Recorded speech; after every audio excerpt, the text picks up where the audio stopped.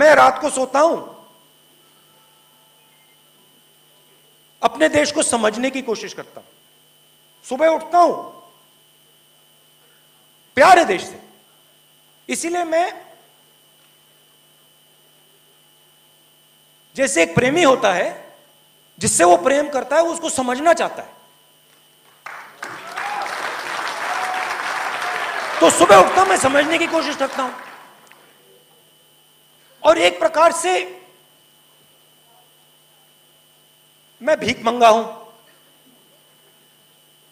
नहीं नहीं सुनो, क्यों? क्योंकि मेरे देश ने बिना कोई कारण पूरा का पूरा प्यार मुझे दे दिया, तो मैं मेरे, सुनो सुनो सुनो सुनो, मेरे ऊपर एक डेट है, कर्ज है, और मैं सुबह उठ के कहता हूं कि ये जो प्यार मेरे देश ने दी मुझे, ये जो इज्जत मेरे देश ने दी, इसको मैं निभाऊं कैसे? अच्छा, देश ने सिर्फ मुझे प्यार नहीं दिया, देश ने मुझे जूते भी मारे।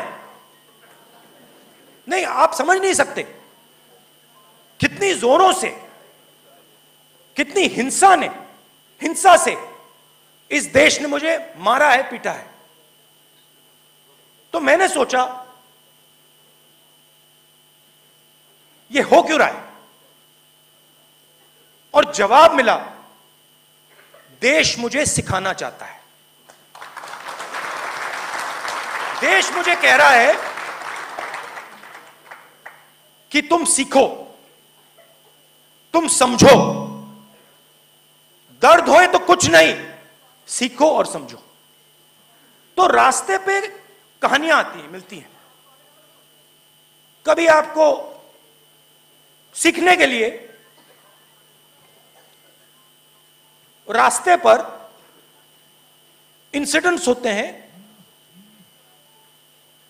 कहानियां देखने को मिलती हैं। आज मैं आपको 2-3 कहानी बताता हूं।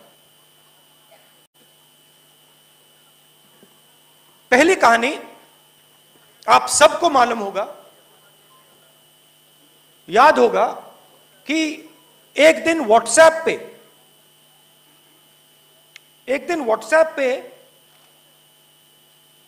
वीडियो दिखा, जिसपे उना में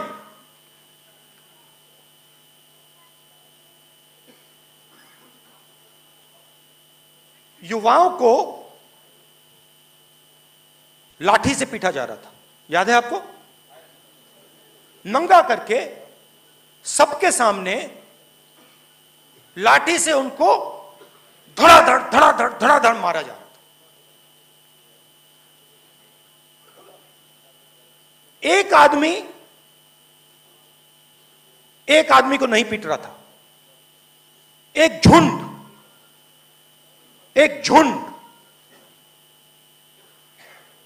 पिटाई कर रहा था। याद है आपको? सावरकर ने कहा अपनी किताब में, the day I was happiest was the day me and my friends and me went and beat up a Muslim boy. मतलब हम, सावरकर जी ने कहा, मैं जी शब्द प्रयोग नहीं करना चाहता था मगर कर दिया, संस्कार है, मगर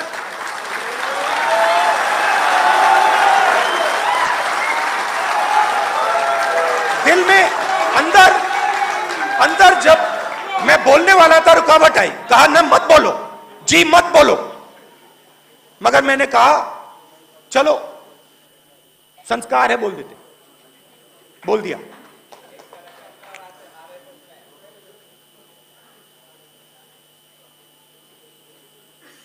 एक झुंड 10, 15, 20 लोग कमजोर दलित व्यक्तियों को लाठी से मारते हैं। मैंने देखा। मैंने एक और बात देखी, कि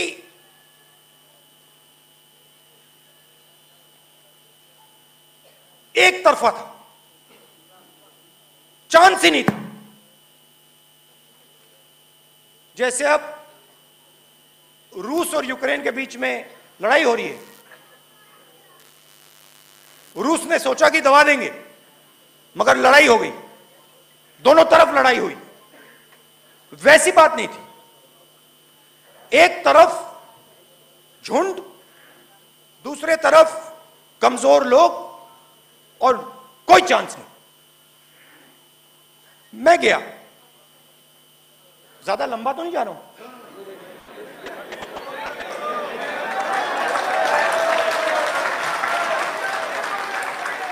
मैं गया, मैं उना गया और चारपाई पे जाके उनमें से एक लड़कों के घर गया और उनके पिता के साथ मैं चारपाई पे बैठा और उनका मैंने ऐसे हाथ पकड़ा और उनका हाथ कांप रहा था। मेरा हाथ उनके हाथ के ऊपर, हाथ कांप रहा था, डरे हुए थे। जैसे ये मीडिया है वैसे थोड़ा दूर मीडिया था। मैंने उनके डर को छुपाने के लिए मैं मीडिया के सामने आ गया और उनको थोड़ा मैंने ऐसे कर दिया कि मीडिया को ना दिखे कि इनका हाथ कांप रहा है। यह बात राजनीति में करनी पड़ती है, डर छुपाना पड़ता है उनका।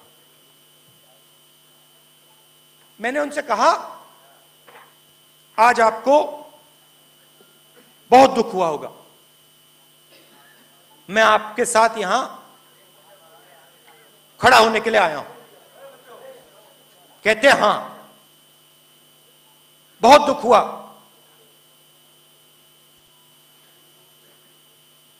मैंने अपने आप से कहा कि ऐसे देश में मैं रह नहीं सकता हूं। मैंने बात सुनी, फिर मुझे कहते हैं राहुल जी मगर खुशी भी हुई। मैंने कहा खुशी हुई? खुशी किस बात की? कहते हैं राहुल जी पहली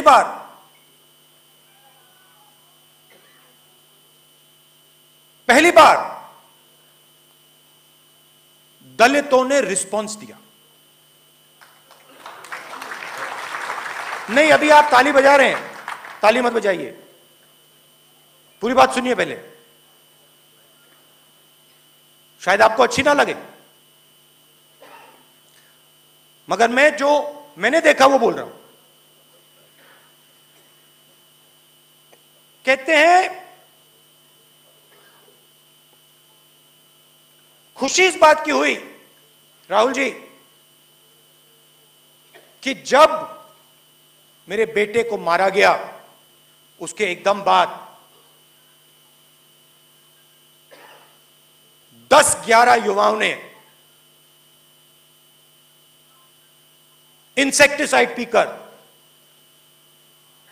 आत्महत्या कर दी। मैं बिल्कुल चौंक गया। मैंने कहा ये क्या बोल रहे हैं? रिस्पॉन्स आत्महत्या का, रिस्पॉन्स की मैंने अपने आप को मार दिया। मैं बिल्कुल हैरान हो गया। मैंने उनसे कुछ नहीं बोला। जैसे मैंने कहा डिस्कवरी ऑफ इंडिया, मैं समझना चाहता था। उस टाइम अलंकार थे मेरे साथ। मैंने कहा अलंकार, ये जो 12 लोगों ने आत्महत्या की, ये क्या सब मर गए? चेक करो। पता लगा मरे नहीं, जिंदा थे। मैंने कहा कहां है? अस्पताल में है, यहां से 150 किलोमीटर 200 किलोमीटर दूर। मैंने कहा चलो जाके देखते हैं, जाके समझते हैं कि ये जिसको ये दलितों का रिस्पॉन्स कह रहे हैं ये है क्या, हुआ क्या। गाड़ी में गए, आईसीयू में पहुंचा। आईसीयू में एक लड़का, दूसरा, तीसरा, चौथा, पांचवा, छठा, ऐसी लाइन लगी थी। पहले वाले के पास उसका परिवार, दूसरे वाले के पास परिवार, पलंग पे ऐसे खड़ा हुआ, कांपता हुआ, डरा हुआ। जो व्यक्ति हमें भोजन देता, वो आज आईसीयू में मौत के सामने।